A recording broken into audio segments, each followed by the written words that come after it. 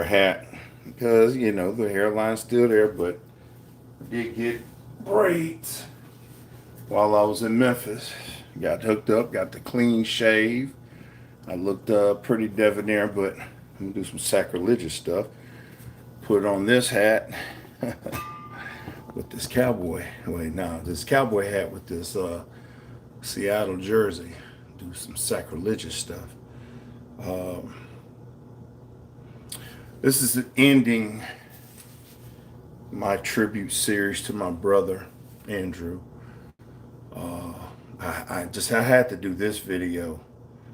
Very interesting time.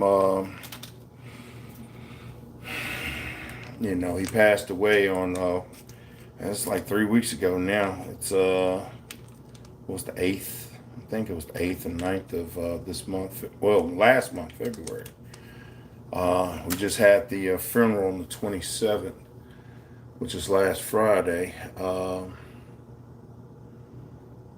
I did a lot of crying, you know, a lot of emotional stuff that first 2 weeks of it. And not to say I'm not bothered, because I'm bothered still. Right now, I'm bothered. But, you know, I didn't really cry at the funeral. And I had two funerals in a row. My cousin Kevin died also. So I went to two funerals. I hadn't been to funerals in years and years and years. I have a different spiritual belief, but you know, I do respect people. You know, I will go to their funerals and stuff like that. I just don't typically would want to go to them.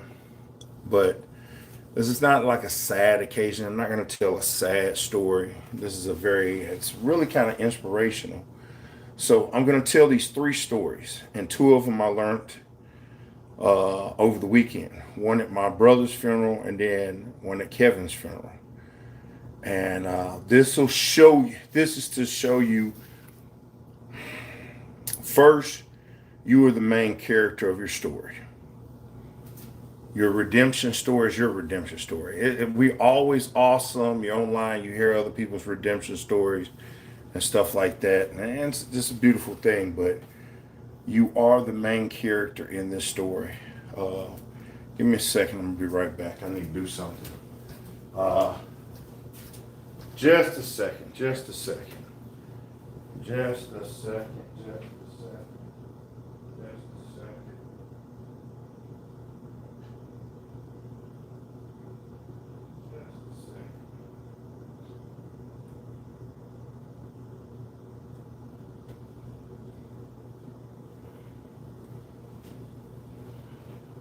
Just a second. Just a second. Oh, I learned something. I learned something from Kevin Simmons. You need to make sure your audio and stuff is good. But this, to people watching, this is not going to be some sad story. This is really going to be something inspirational. In a sense, it's really going to be a very good story. I learned both of them. So I learned this at my brother's funeral over the weekend. Hold up. I'm gonna get to it. Give me uno momento. Let me get to it. I need to do something first. Get some set up.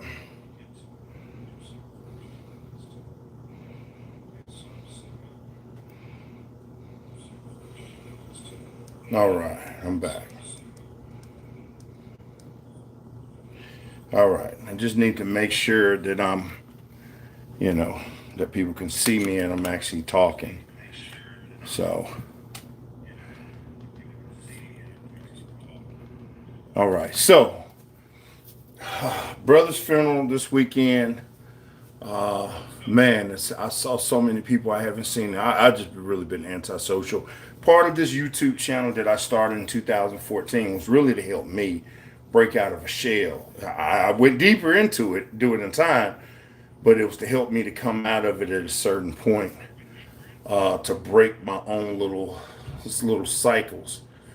Uh, and it's funny because I can go all across the seas and over the world and talk to people and stand up in front of people, but I can't say hello to the people I care about, you know. My brother was the opposite of that. My brother could not talk to people that he was close to and be sincere sometimes, or he needed to be close to, but he was a very sociable person with everyone else. He was all over. Uh, he was all over the place. But there was three stories I learned. One, I'm gonna tell you this story. And this is the first story between me and my brother. So I go to the hospital. I'm arrogant because I feel like I know what I know in life. I know the certain things I know, and I admit to my arrogance in it because I feel like I walk with the power of God. I really do. I honestly, I feel it every day. I feel like my life is like there's a force in my life that walks with me at all times. Uh, that I'm like observing myself as I move along. Like I go get in the car, it's like somehow it's like something is always watching me. It's like I'm watching myself. So I have this presence, this sense about me at all times. And when my brother was in the ICU, I went to the hospital and, I hugged a tree and prayed with a tree and did some stuff. And I said certain prayers over him that to me, it's like, it's just like they're just going to work. It's like they're the prayers that just like, uh, you know, it just to me, they work. All right. Um, there's no trickery in them. It's just, they're just designed to, do whatever I need them to do. If I want to tell the mountain to go into the sea, it will go into the sea. It's just that's my mindset. I literally believe in what I think and what I feel like I am. So the doctors had gave my brother like a bad report, no brain function. When we first got down there, it was like down to 6%. I remember holding his hand multiple times and just doing the prayers and speaking over him, holding his hand, hoping he would grab my hand or hear my voice or know I'm there and the body would connect. And for 2 days, it did not. You know, only reason he felt alive is because the machines were keeping him alive. That's what we were told. And, you know, at some point, I accepted the fact. I was like, he's gone. And the last day, they said that they're going to start a process at like 1. It went to 2, and then they finally totally pulled the plug by like 6 p.m. and he was gone. It took a minute because we had to do GoFundMe. He didn't have anything. He man didn't even have a place to stay. He was selling me a vehicle and he was living out of the vehicle. I'm amazed. I'm like, where was he going to go after that? I mean, I was going to give him I get a decent amount of money, but still. I don't know. I just have no idea. This dude lived from here to there. This is just who he was. He was able to move around on his own. You know, it was just he lived a very interesting life. So that being said, so I felt, and I was talking to God. I was like, man, I want a redemption story. I want him to, to wake up from this. Yeah, he's gonna have issues, but we'll work through. Because I take Dr. Sabi stuff, and I know Yaki Awaken, Dr. Yakai, and I watch his project. And I just love the idea of a redemption story. I mean, I love that. Forrest Gump, Heartbreak. No, Hacksaw Ridge. You watch these movies just like I do. You want a redemption story. You want to see a miracle. And that didn't happen. That didn't happen. And I got home and I got mad. And I got mad at God. And I was like, God, why are you not listening? What did I do? Why the words that I say did not matter. But what was told to me at that time is you do not keep a spirit in a vessel that is not willing. If the vessel is done, the spirit moves on. So you think about it. It's just, you feel like it's comforting words, but you still you got an issue with it. Still got an issue. It's like, no, I should be able to heal the vessel by my words and my thoughts, and the vessel and the spirit should reconnect. So I'm still living in my own anger and my own grief at the time. So I'm going to skip one and tell the other. So the one I'm going to tell is happened at my cousin's funeral. Kevin happened at his funeral on Saturday. So what happened at my brother's funeral, I'm going to skip that, and that'll be the last one I tell. So my cousin Kevin, I haven't seen him, man. I wasn't there at his mom's funeral. I didn't make it to my grandma's funeral. I didn't seen them in years. I was one of our cousin Marcy. I haven't seen her in 30 years. I ain't seen TJ in like 30 years, man. I haven't seen, I live vicariously through people on social media. So I follow everybody, but I didn't see these people. So how we get news of stuff is my brother. My brother goes everywhere. He was in Nebraska at one of our friends. He was the best man at his wedding. He was at an uncle's funeral 2 weeks before he died. He was hanging out with a friend of his in Austin in January. This guy just, man, long as he had a car, he could make money doing Uber deliveries and stuff. So he was one of those spirits, just go and do anything. So, but I would ask him about people, what happened to Raymond, man? I found out Raymond had passed away, and Raymond was way younger than I was, one of our neighbors. And I find out through my brother. So the person I would usually find out stuff is gone now. So, so I'm at my cousin's Kevin funeral. This is the first story was my brother, where I'm angry at God for not allowing me to will him back into existence. Feeling like I have the power to do that. I can overdo all these things. And God, I'm talking as always to my higher self, to our higher self, to the creator of all, who we are all from. But the second story, it's an interesting story. So Kevin got sick over time and got so sick he went into a coma, and then they were pronouncing him brain dead. And his brother, Jermaine, comes in there and like, hey, I'm going to see my brother. You know what I'm saying? He's a minister. I'm going to see my brother. And he tells this story, just a story, a memory story of what happened during, the time in the funeral that people speak. And he's like, I held my brother's hand, and he was talking about how he prayed, and he held his hand. He said, give me a sign that you're there. And, the doctors had already said he's brain dead. He's not there anymore. And Kevin grabbed his hand. Same thing I was doing, holding Andrew's hand, like, grab my hand, show me you still there, show me you still want to be there. But Kevin grabbed his hand. And he talked to Kevin, and Kevin showed movement in his eyes that he's there. He was there. So of course they got the nurse in there, and the nurse said, don't, this is involuntary. These things happen. And she tested him. Then, she's shocked. And then she gets the main doctor, and the main doctor says, well, hey, this is involuntary. We've already tested him, but this could just be some residuals. And he started testing, and he's shocked because he's like, he's showing signs, but they've already tested him. And then they go for a foot test where they prick your feet because it's the furthest away from the brain.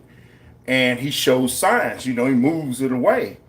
And during this time, within a certain time period, he came back alive. He literally came back. It was enough where he could talk and recognize people and tell people how he loved them and how he felt, and, talk for a while and confess his loves and feelings to his loved ones. And that was it. He went back into the coma, and then he died.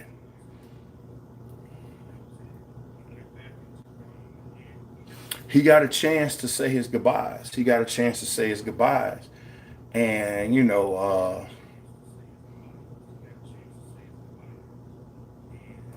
that hit me hard. It hit me hard. It made me think a lot.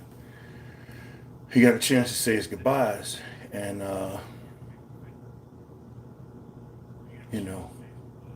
wow.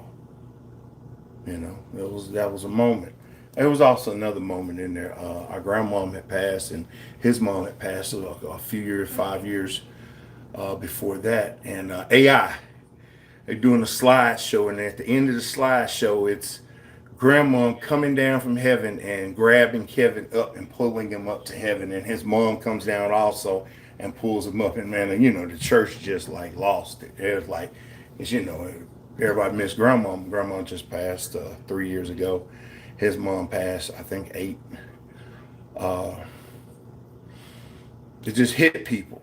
And it was an interesting time, emotional time. I didn't cry because my emotions are like burnt out right now. I did some other stuff before the trip, like went to a haunted house, or we'll talk about that haunted hotel. We'll talk about that later. But I just want to close this out. So Kevin got a chance to come back and just to say his goodbyes, just for however long, a day or hour, he was there, you know. And then he went back into the coma, and he passed on, and his funeral was last Saturday. So, and I'm thinking in my mind, this question is like, what does that mean, God? Does it mean I don't have any connection with you? Does that mean that, you know, what I'm thinking I believe in, or what I say I don't truly, you know, your mind is thinking all this, but you know, you have to remember you're a spiritual being having a human experience. And this is just flesh. This is a vessel. Thank you, vessel. Keep it up. I got to do better by it. But it's a vessel. We are trillions or billions of years as a spirit, and a micro moment as a vessel. And maybe it's like altered carbon, we come and we go, because that's how I believe. I believe in reincarnation. The spirit just keeps growing because it's learning and moving forward. And that's the best result. So that's the second story. Third story, it comes from Frank. Frank Tuggle in school. I don't know what his name is, because it looks like his name's different on Facebook. Maybe I shouldn't say his last name. Maybe that's why because he's like me on Facebook. I have this alias name because I don't say my last name. So, but Frank was like the cool dude in high school. I think he was a grade or 2 above me, or at least 1 grade above me, because I failed 3rd grade. I should have graduated in a year earlier than I did, but I didn't. But you know, he was a cool kid. He was an athlete. I remember we at football practice had to run around the track, and the fatties, you know, the linemen took off first, and then the rest of the guys took off. And when it was 4 times around the track, it's 1 mile. And then when we reached 1 mile, they would let Frank go. And Frank was so fast, he caught up with everybody and laughed at us and said, "Man, won the race." He was an athlete. You know, that was my memory. I don't know, did it really happen or not? Sometimes I question my memory, but that was one of my memories. It was like the cool kid in school, played basketball, played football, track and field. I even a story of a kid that he was in the neighborhood, and some dudes jumped on, and he whooped up on 5 dudes at one time. You know, I've also heard that from another dude in another neighborhood in Memphis. So, you know, but this is cool. But it was funny because I watch him sometimes and likes his videos on Facebook. You know, and I hear him talking. I remember he went to the thing where he had COVID and he was sick. And he sits next to me. It's like, damn, I ain't seen him since high school. You know, but like I said, I'm living vicariously through everybody because, you know, people on social media. And he sits next to me, and, you know, he's talking to me. And he tells me the story. You know, he left Memphis like most of us do. And he had to come back because his dad got sick, to take care of his dad. And then he tells me, which is the third story, he tells me his mother had a horrible, tragic car accident. And I'm like, oh, man, you know, we're at my brother's funeral, and he's telling me his mom, you know, had a bad car accident. And I'm thinking, man, I know that feeling. You lose your mom. And but this story does a twist. And he says, man, they were driving fast or whatever, you know, maybe the speed limit, whatever. She got ejected from the car. So she's ejected from the car, maybe out the door, out the windshield, she's ejected. The car then rolls over on top of her and crushes her. And when the police sheriff department gets there, you know, in their mind, she's gone. She's dead. So, you know, they, as respect, they put the blanket over, covered up on her, and they're doing what they're doing. This is a fatality. Paramedics get there and say, well, we got to do our job and call it. So they start checking her. They get a pulse. Wow. They get a pulse. She's alive. So now it's like critical. We got to save her life. So they get her to the hospital, and she goes through all the things she do. And he says, To this day, my mom's walking around. You would never know she was presumed dead and crushed and thrown from a car and crushed, and you can't even tell because she walks normally now. Wow. He told me that at my brother's funeral. So, what does this mean? Three stories and one truth. The only truth is the Creator's truth. We are spiritual beings having a human experience. We all have different ways we're going to get out of here, move on from this realm, this third dimensional earth, this earth realm. There's a time and a date because in this reality, we're experiencing linear time. See, this is all the things I should have known and studied in metaphysics and all the knowledge from the cradle to the hereafter. And I had to put all this together and control my emotions and my thoughts. Like, I'm living someone else's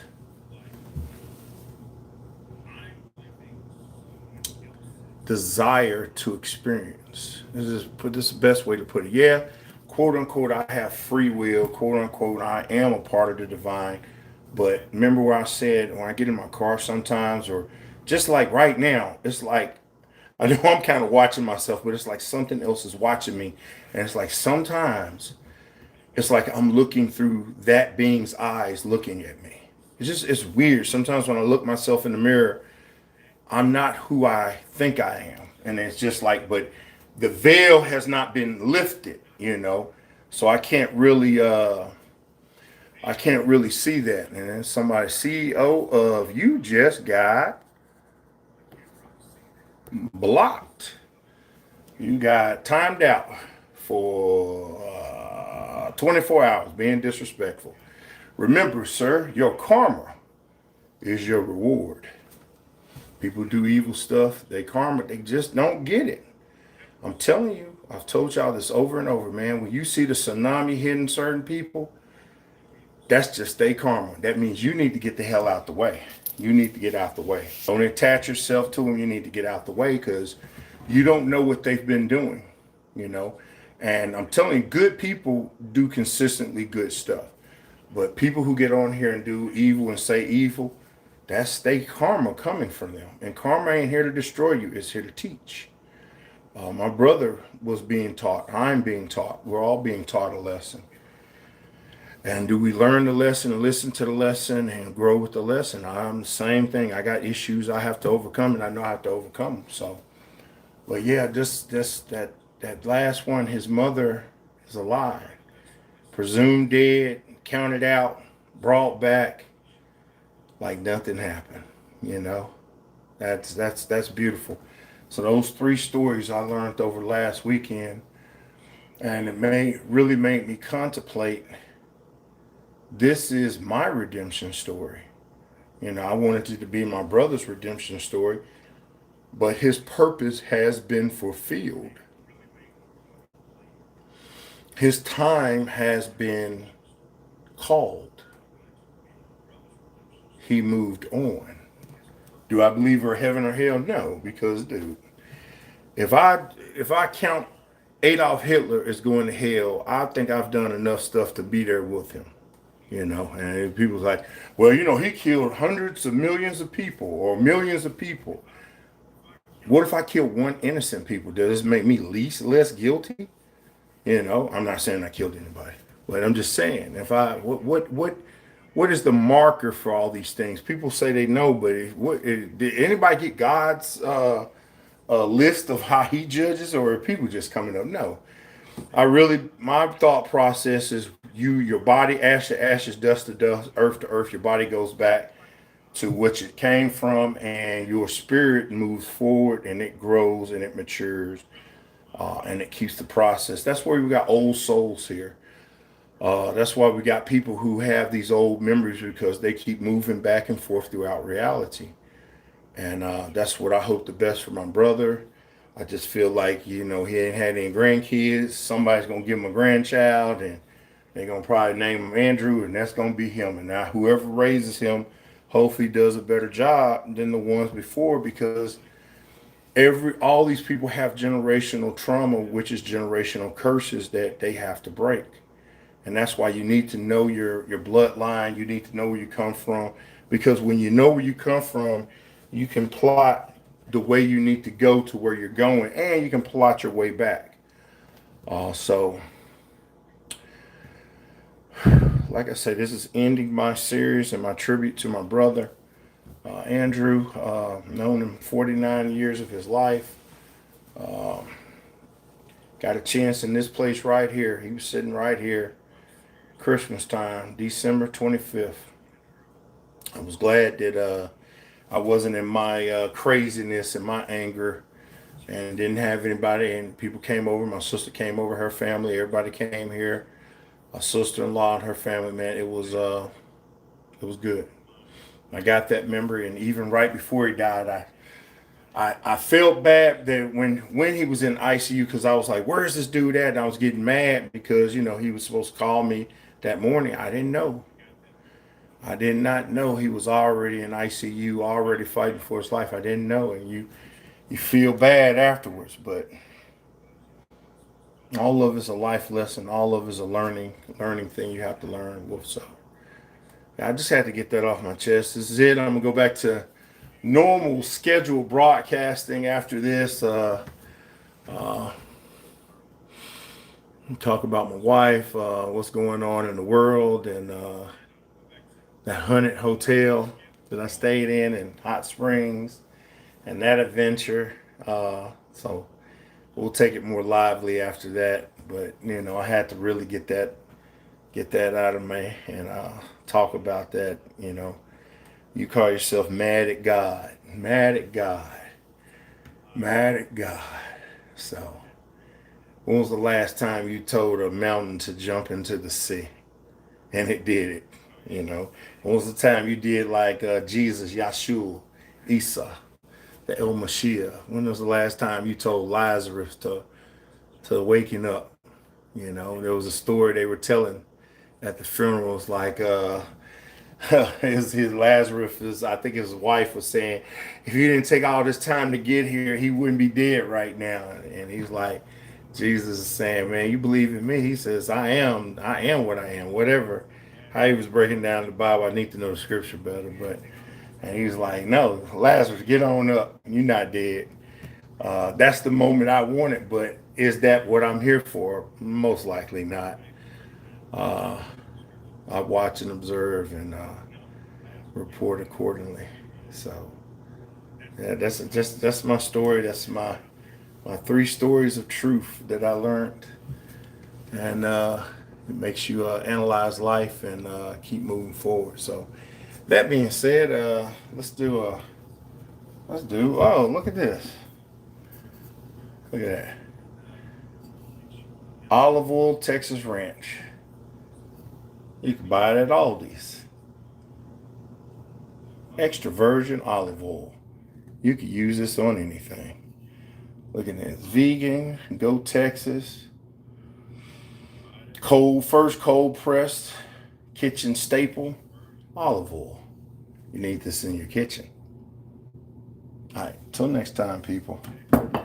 Hey, I leave you with peace, health, wealth. We'll give gratitude always as I leave you with a smile.